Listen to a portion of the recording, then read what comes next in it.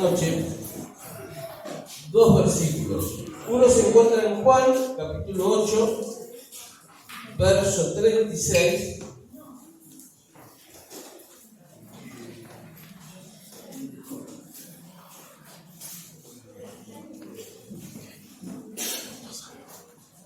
Juan capítulo 8, verso 36, y el otro está en Gálatas capítulo 5, verso 1. Juan capítulo 8, verso 36 dice: así que si el Hijo os libertare, y está hablando de Jesús, ¿no? Si el Hijo os libertare, seréis verdaderamente libres. Y Gálatas capítulo 5, verso 1 dice: estad pues firmes en la libertad con que Cristo nos hizo libres, y no estéis otra vez sujetos al yugo de esclavitud. ¿Sí? Y hoy quiero hablar acerca de la libertad, ¿no?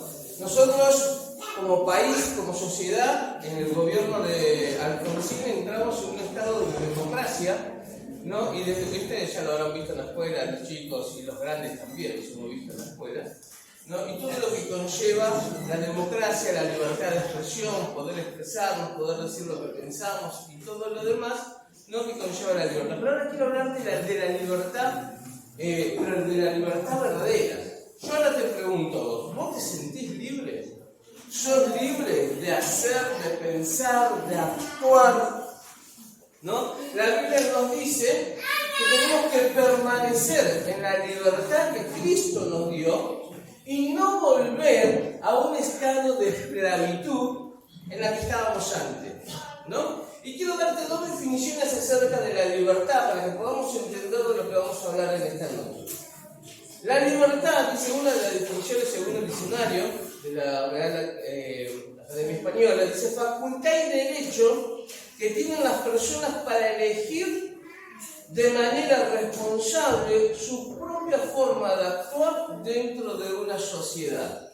Te lo vuelvo a repetir. Dice que es la facultad y el derecho que tienen las personas para elegir de manera responsable su propia forma de actuar dentro de una sociedad. Y otra definición dice que es el estado o condición de las personas que no están en la cárcel ni sometida a la voluntad de otros, ¿no? La libertad entonces es la responsabilidad y el derecho que nosotros tenemos de elegir de cómo nos vamos a conducir en una sociedad, y es la facultad que tenemos de no estar preso ni siendo manejado por la voluntad de otro. No soy esclavo de nada, ¿no? Nosotros podemos decir, no estamos manejados, en el caso de aquellos que son chicos todavía, están manejados o sometidos a su voluntad, a la voluntad de los padres. Uno tiene que manejar la voluntad, doblegar la voluntad del hijo, no la dignidad. Pero en el caso de nosotros, que todos somos seres pensantes y ya somos un poquito más grandecitos, ¿sí? No estamos sometidos quizás a la voluntad de otro, pero sí estamos sometidos a nuestra propia voluntad, que nos lleva a estar esclavos de situaciones o de cosas que nosotros pensamos que podemos manejar. Saben que nuestras acciones o nuestra voluntad se ve manejada por nuestras emociones. Son nuestras emociones que manejan nuestra voluntad. Nosotros tenemos en nuestra cabeza, tocate la cabeza así, dos amígdalas, una en el hemisferio derecho y otra en el hemisferio izquierdo. Cuando estas hacen conexión con nuestro cerebro, activan nuestras emociones. ¿Viste cuando vos llorás? Cuando vos querés, te reís, cuando vos, no sé, estás nervioso y todo eso, es porque estas dos cositas que tenés acá, una en el hemisferio derecho y otra en el izquierdo, que son las amígdalas, activaron tus emociones. Y las emociones, escuchen bien, manejan tu voluntad. Si estás triste va a manejar tu voluntad, si estás alegre va a manejar tu voluntad, pero tus emociones van a manejar. Cuando ellos se activan y más manejan, dicen, las emociones que tienen que ver con la supervivencia.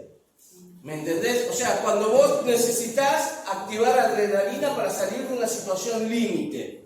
En esos momentos es donde tu cerebro se conecta con estas dos cositas que se llaman amígdalas y empiezan a activar tus emociones.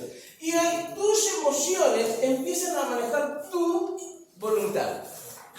Entonces vos empezás a hacer cosas que para vos están bien y te sentís, porque saben que cuando uno actúa de manera rebelde y dice, no, yo hago esto porque quiero, o me manejo de esta manera, o le doy lugar a esto, o me puedo fumar, qué sé yo, un cigarrillo de marihuana, o puedo consumir pornografía, o puedo mirar porque quiero, ¿no? ¿Saben que la mayoría de las personas adictas que están sometidas a un vicio, la mayoría en algún momento pensó que lo podía manejar? En algún momento dijo, yo puedo manejar esta situación. Alguien dijo una vez, yo puedo dejar de mirar pornografía cuando yo quiero. Y después se dio cuenta que había una necesidad en él de consumirla diariamente. Alguien dijo una vez, yo puedo dejar de drogarme cuando yo quiero. Pero nos damos cuenta que la adicción toma un papel tan importante en nuestra vida que estamos siendo manejados o estamos siendo esclavos de lo que una vez pudimos manejar, que pensamos que podíamos manejar o que lo podíamos manipular. Ahora yo te pregunto a vos, ¿de qué estás siendo esclavo? ¿Sos realmente libre? ¿Tenés la facultad para decir soy libre? Porque es un derecho legal la libertad. Hoy en nuestro país, según nuestra Constitución, la libertad es un derecho. Pero ahora yo te pregunto acá, tocate acá, la parte de acá de tu corazón. ¿Sos libre en tus sentimientos y en tus emociones? ¿Hay libertad o estás sujeto a un estado de esclavitud? ¿Hay algo que domina tu vida? Tus emociones. ¿Sabes que las emociones tenés 10 emociones primarias, pero tenés 27 emociones en total? Las primeras son la alegría, tristeza, el amor, el miedo, la sorpresa, el enfado, el asco, la culpa, la calma y la vergüenza. ¿No? Esas son las emociones que tenemos. Hay emociones primarias, ya te digo, hay muchísimas más, hay 27 en total que manejan, que se rigen en nuestra vida. Pero a veces nosotros somos manejados por una emoción que predomina y esa emoción empieza a manejar todos nuestros sentimientos, toda nuestra voluntad. Recuerda lo que yo le dije una cosa hoy, ¿sí? Nuestras emociones se activan cuando nuestro cerebro hace conexión con nuestras amígdalas, ¿no? Una de cada lado. Cuando esas emociones se activan, empiezan a manejar nuestra voluntad y nosotros empezamos a hacer lo que el cerebro nos está indicando que hagamos. Ahora yo te vuelvo a preguntar, ¿cuántas veces vos pensaste que podías manejar una situación? ¿Cuántas veces pensaste que tenías controlada una situación y que vos decís, no, yo la manejo porque soy libre, puedo controlar esto, pero se te escapó de las manos? Y fuiste controlado por una emoción. ¿Cuántas personas hoy están cautivas por el miedo? Están siendo controlados por el temor. ¿Cuántas personas hoy están siendo controladas por la vergüenza?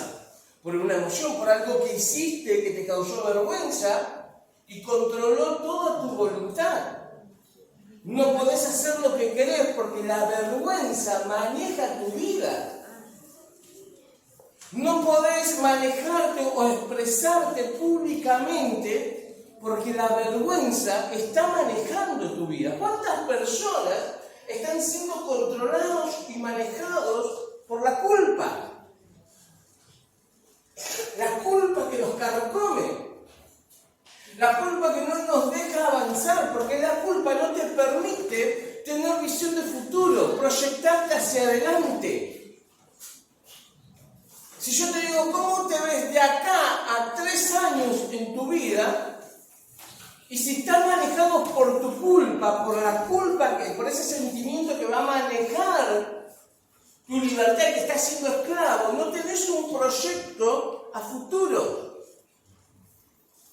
No tenés la capacidad. Si yo te digo, ¿cómo va a estar tu familia dentro de 3 años? Y hacemos... Y queremos traer a nuestra mente, ¿no? las ideas y que empiecen a tener coherencia y darle un orden, gestionarla, pero no podemos. No la podemos sacar. ¿Por qué? Porque la culpa está manejando y estamos siendo cautivos de eso. Cuando se trabaja en adicciones, lo primero que se escucha a todas las personas adictas, ya sea a la pornografía, al alcohol, a las drogas, a lo que sea, a los videojuegos, cuántos chicos hoy son adictos a los videojuegos, a los juegos en redes, ¿no? Y todo lo demás, y vos decís, no, yo no puedo manejar. El otro día hablaba con uno de los chicos y decía, no, yo no puedo manejar el tema de la Play, de los jueguitos, y resulta que después empezaste a las 11 de la noche, son las 7 de la mañana y recién te fuiste a dormir porque estabas jugando. Entonces, ¿quién lo pudo manejar? ¿Lo pudiste manejar vos o pudo manejar esa adicción que manejó tu voluntad, que controló tu voluntad? Siempre nosotros tendemos a pensar que podemos manejarlo. Que podemos controlar esta situación. Por eso dice Pablo a los Gálatas, no vuelvan al estado de esclavitud en que estaban y disfruten de la libertad que en Cristo sí tienen. En Cristo sí tienen. Y yo te voy a dar en esta noche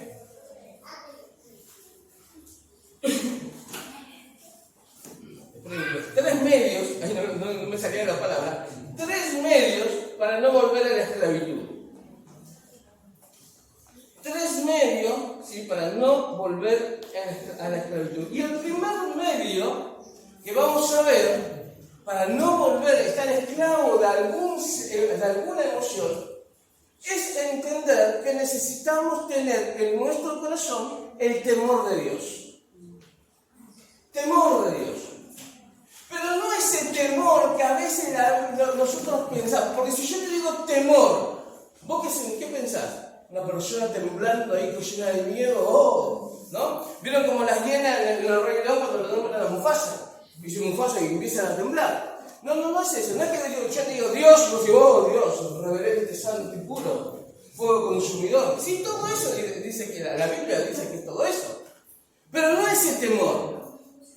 Sino el temor, y quiero que anotes esta frase, es estar consciente de la presencia de Dios en nuestra vida en todo momento y en todo lugar.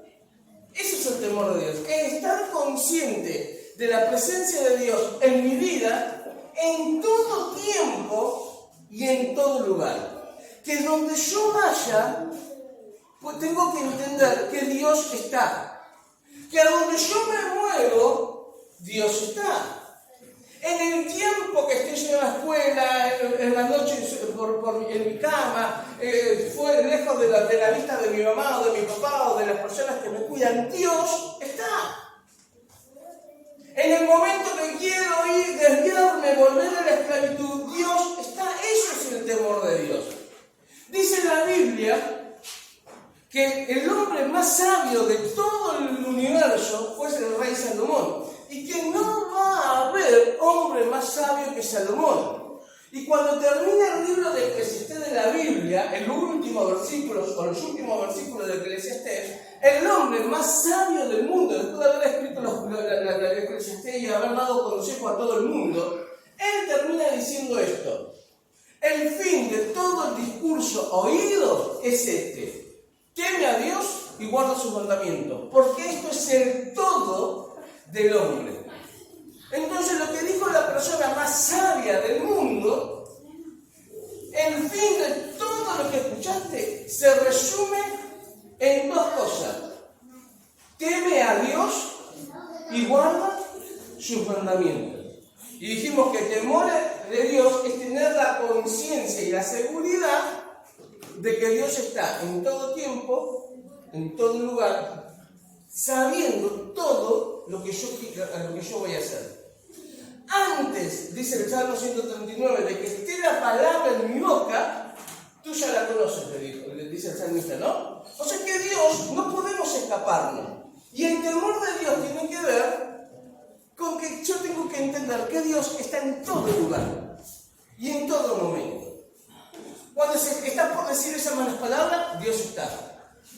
Cuando estás por agarrar el celular y empezar a buscar pornografía, Dios está. Cuando estás en medio de ese videojuego que no te deja que el tiempo se te pase y no te deja avanzar porque estás ahí metido en eso, Dios está. Cuando estás en la escuela, Dios está. Cuando estás en tu casa, Dios está. Cuando estás por decir esa palabra ofensiva al otro, Dios está. Mirá lo que te salgo a decir, Dios está. Dios está. Ojo con lo que vas a decir. ¿Ah? Dios está. Entonces lo primero, ¿sí? Lo primero que yo tengo que entender, el primer medio para no volver a la esclavitud es entender que yo tengo que tener conciencia del temor de Dios. Dios está, pero no de ese temor que muchas veces la religión nos implantó. Dios te ve, ojo, Dios te ve, ¿no? Dios te ve. Que incluso nosotros como papás a veces le hacemos tener ese miedo a nuestros hijos. Dios te está viendo, ¿no? Dios, ojo con lo que hagas porque Dios te ve, ¿no? Entonces vos se lo decís así, claro. Vos imagínate, ¿no? Una criatura, Dios te ve, se vaya a dormir, va a estar mirando a ver dónde está Dios. ¿Dónde Dios me está mirando? Y después como que tenemos miedo, pero ¿saben que el miedo es otro sentimiento, otra emoción que nos paraliza? Y después por más miedo que tenga tu hijo, va a cometer peores errores todavía, porque va a ser manejado por otras emociones. Entonces, lo primero que yo tengo que entender es que para ser libre, realmente libre, tengo que saber que Dios me ve y que Dios está, ¿sí? Y que Dios me ve. A mí me encanta saber que cuando yo estoy por hacer algo así, no, que Dios diga, no, Juan, no. Y que Dios no sea como yo, porque yo a los míos le digo, yo 3 veces te digo, cuarta, agárrate, ¿no? Mirá si Dios fuese así. Juan 3 veces, la cuarta, ¿no? Y que me da un cachetazo. Pero Dios está en todos lados. No me puedo escapar de Dios, no puedo escaparme de la mirada de Dios. Dios está y su amor me va a buscar siempre. Siempre lo voy a encontrar a Dios en el momento oportuno. Pero para dejar de ser, o sea, no caer en la esclavitud y ser prisionero de mis acciones, tengo que entender que en mi corazón yo tengo que tener conciencia del temor de Dios. Segundo, para no volver a la esclavitud, o para no caer en la esclavitud, el segundo medio es por medio del perdón. ¿Sí? Perdón, ¿saben que el perdón es una necesidad básica? No vamos a entrar acá en sanidad interior ni nada por el estilo, pero nosotros nacemos con 4 necesidades básicas. Necesidad del amor, necesidad de la autoestima, necesidad de protección y necesidad de perdón.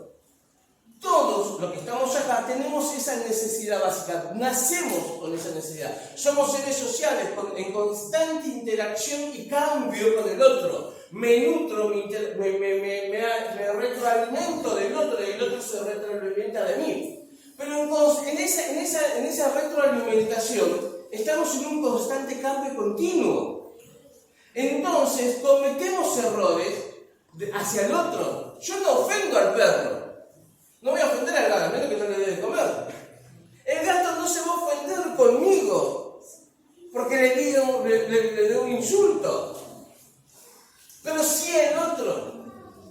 Entonces, para no volver a caer en la esclavitud, tengo que entender que es por otro de los medios, es el perdón. Porque el rencor enferma.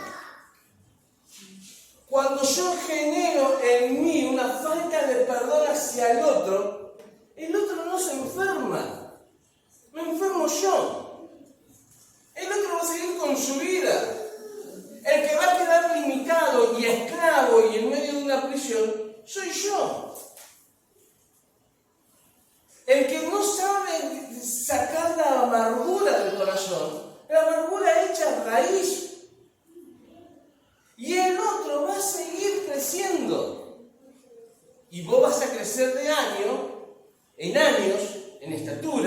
y en físico, pero no vas a avanzar.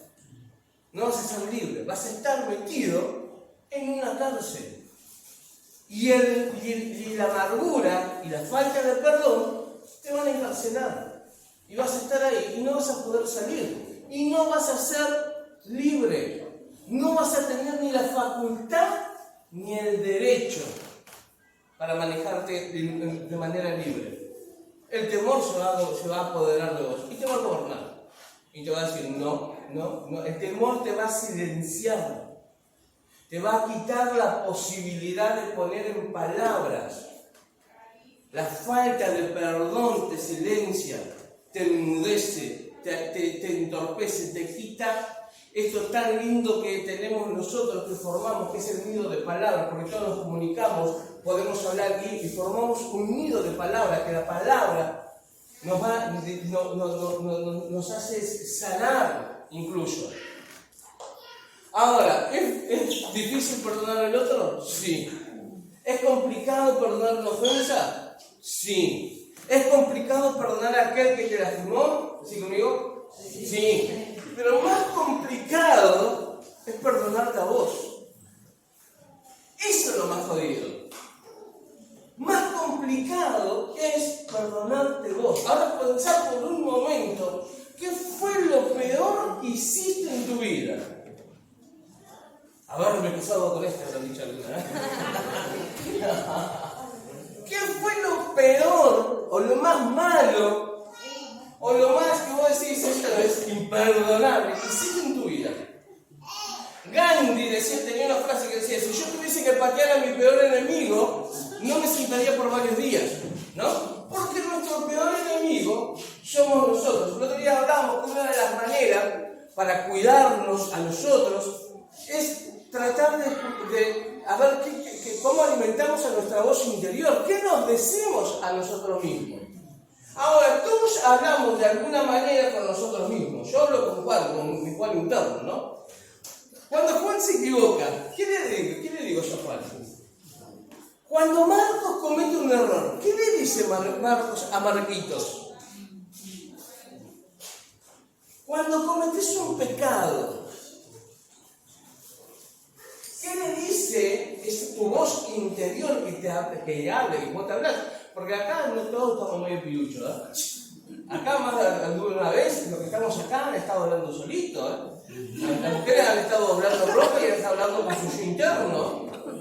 Han estado cocinando, o peor como Juan, se va caminando por la calle y empieza a hablar y se da cuenta cuando la gente lo está mirando. Pero todos hemos hablado con nuestro yo interior, ¿eh? Ahora, ¿qué le decimos a nuestro yo interior? Somos muy crueles con nosotros mismos en todo lo que nosotros nos decimos, porque vuelvo a repetir, perdonar al otro es re complicado, pero perdonarse a uno mismo a veces te resulta imposible. Ahora, a mí, el mandato que Jesús me dejó es que yo tengo que amar al prójimo como a mí mismo. Y si no tengo la capacidad de amarme, si yo estoy preso de mis emociones, ¿cómo puedo amar al otro? No tengo la capacidad de amarlo, si no me puedo amar yo. Estoy preso. ¿Cómo puedo sacar de la cárcel a alguien que comparte la misma celda que yo? ¿Cómo puedo hacerlo? No puedo. Tengo que cambiar de lugar, tengo que estar de la vereda del frente. Tengo que perdonarme. Y perdonar. Pero primero, digan conmigo, primero, me tengo que perdonar yo. Yo tengo que perdonarme por hacer cosas que no tenía que hacer, por decir cosas que no tenía que decir, por creerme que era autosuficiente para manejar esta situación de Taquito y no lo pude manejar, se me escapó de las manos. Tengo que entender que no todo me va a salir bien y que en algunas cosas la voy a pifiar. Entonces, cuando yo utilizo el medio del perdón, ese medio que es como un puente que me va un puente sirve para cortar la distancia, el medio del perdón me va a llevar a mí a manejarme en la libertad que Cristo vino a darme en la cruz del Calvario. No voy a volver al yugo de esclavitud. No voy a volver a ser esclavo de nada.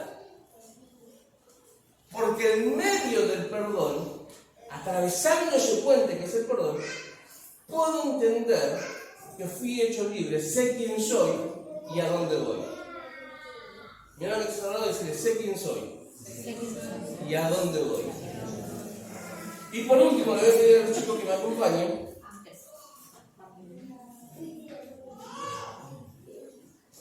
Es el medio de tener un corazón moldeable y entendido. Es vivir libres de las circunstancias del pecado. Un corazón moldeable y entendido. El entendimiento me va a llevar a mí a vivir libre de las consecuencias del pecado. Libre. Porque lo que yo ya hice,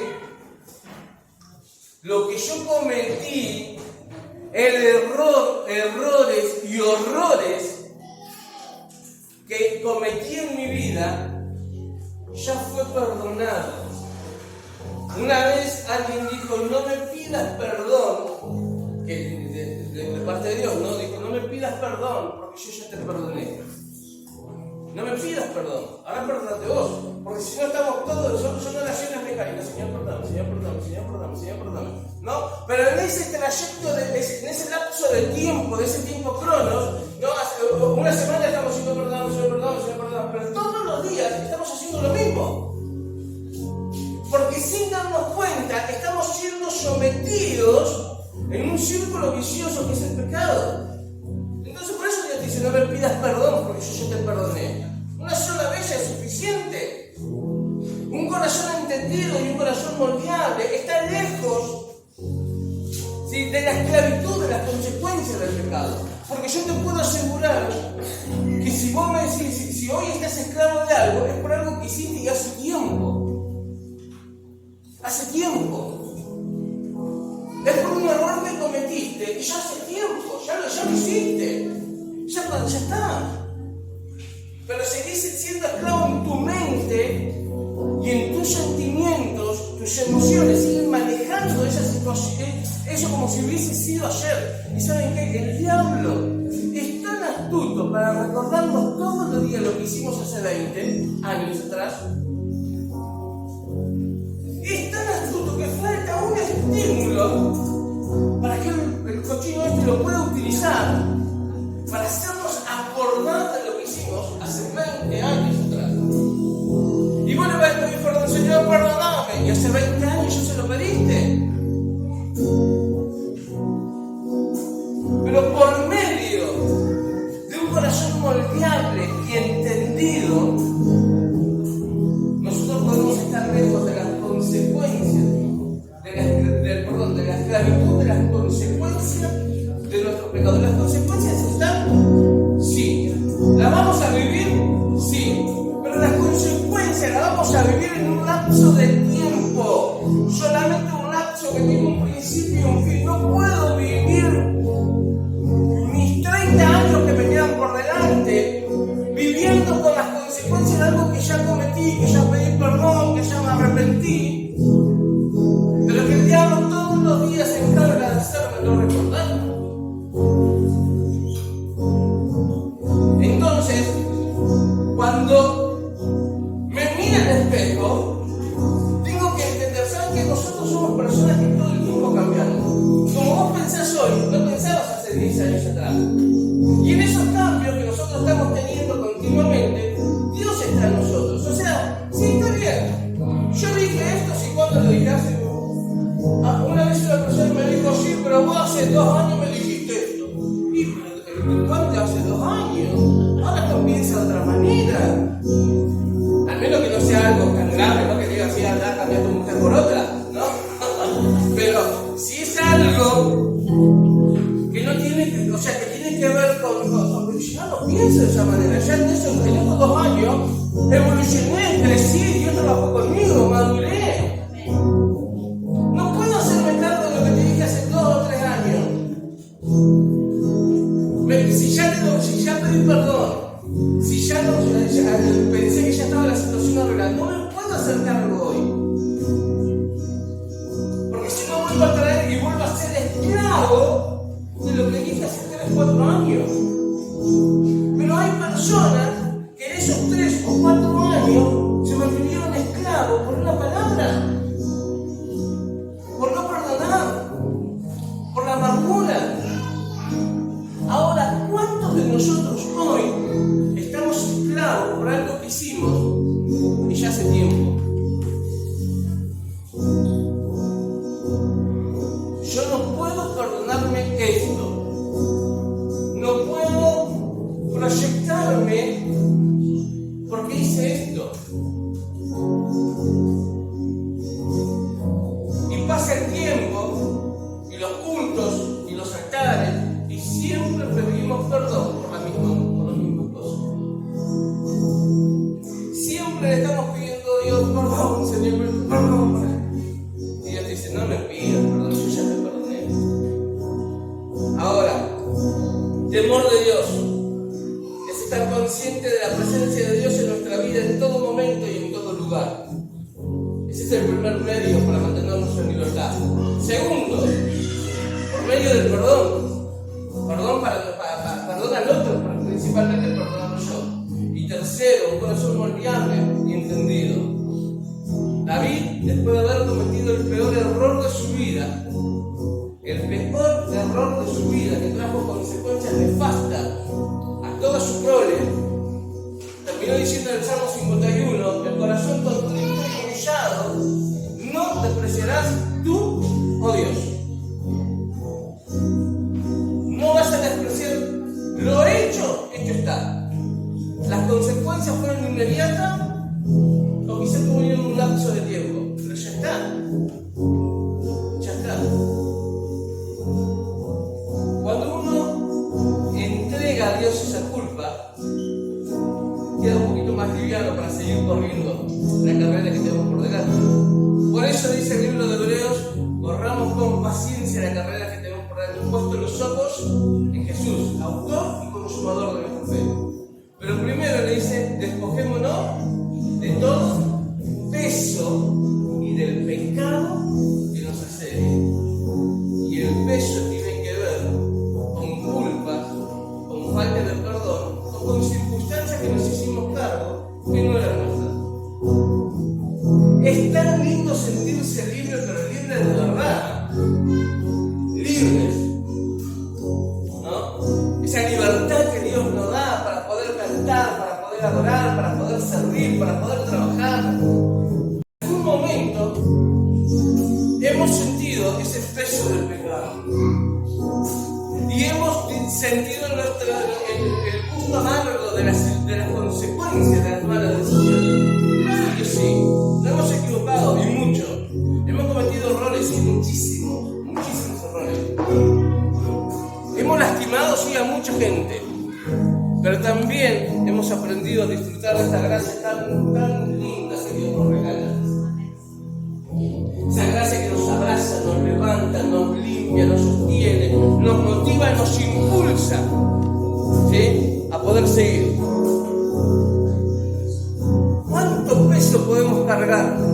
¿Cuánta culpa podemos cargar sobre nuestros hombros? Si ya Jesús lo hizo todo. Jesús cargó el pecado de toda la humanidad una vez y para siempre. Una vez y para siempre. Tu carga y la mía. Y la de toda la humanidad. Una vez y para siempre. Perdón, Dani, que me muevo por todo. Una vez y para siempre. Entonces, ¿hasta cuándo? Ponte de pie, por favor.